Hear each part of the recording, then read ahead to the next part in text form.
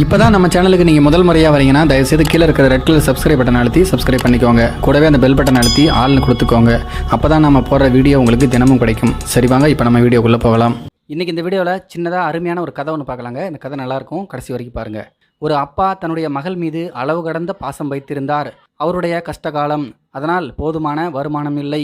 தன்னுடைய இளைய மகள் ஒரு பெட்டியை எடுத்து அதை அலங்கரிக்க முயற்சி செய்தாள். அதை பார்த்துவிட்டு அந்த தந்தை கோபமடைந்தார். அந்த பெட்டியை சுற்றிலும் தங்க நிறத்தாலான காகிதத்தை சுற்றி வீணாக்கியதற்காக அந்த பெண்ணை அவர் தண்டித்தார். இருந்தாலும் அந்த குழந்தை அவருடைய பிறந்தநாள் தினத்தன்று தன்னுடைய தந்தைக்கு பரிசு கொண்டு வந்து, இது உனக்காக அப்பா என்றாள். சில நாட்களுக்கு முன்பு அந்த குழந்தையை திட்டியதற்காக அவர் வெட்கப்பட்டார். ஆனால் அந்த பெட்டி காலியாக இருந்தது. அதை பார்த்ததும் அவருக்கு மறுபடியும் ஆத்திரம் ஏற்பட்டது. உனக்கு தெரியாதா, யாருக்காவது பரிசு கொடுக்கும்போது உள்ளே ஏதாவது வச்சு கொடுக்கணும் என்று கத்தினார். சிறுமி கண்ணீருடன் தன்னுடைய அப்பாவை பார்த்து அழுதாள். ஐயோ அப்பா, இது காலியாக இல்லை, பெட்டிக்குள் முத்தங்களை நிரப்பி வைத்திருக்கிறேன், இது எல்லாம் உங்களுக்காக தான் அப்பா என்றாள். தந்தை நிலைகுலைந்து போனார்.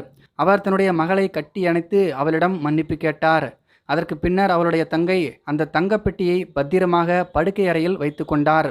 இப்படியே ஒரு சில ஆண்டுகள் கடந்தது. அந்த சிறுமி எதிர்பாராத விதமாக ஒரு விபத்தில் சிக்கி இறந்துவிட்டார். அதன் பிறகு அவர் மனம் சோர்வடையும் போதெல்லாம் அந்த பெட்டியை பார்த்து மன நிறைவடைவார். கொஞ்சம் வெயிட் பண்ணுங்க, இன்னொரு சின்ன கதை ஒன்று பார்க்கலாம். வேலைக்கு போய்விட்டு திரும்பி வந்த தன்னுடைய அம்மாவிடம் 5 வயது சிறுமி கேட்டாள், நம்ம வீட்டு பீரோ சாவியை ஆயா கிட்ட ஏமா கொடுத்துட்டு போகல? அதை போய் ஆயா கிட்ட கொடுப்பாங்களா என்று சொன்னார் அம்மா.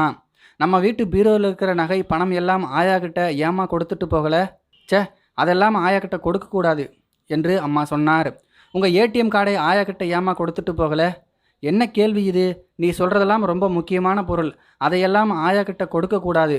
அப்போ ஏமா என்னை மட்டும் ஆயா கிட்ட விட்டுட்டு போகிற?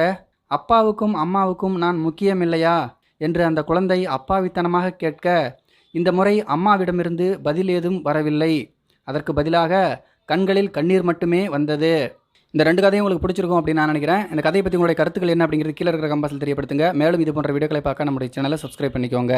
நன்றி, வணக்கம்.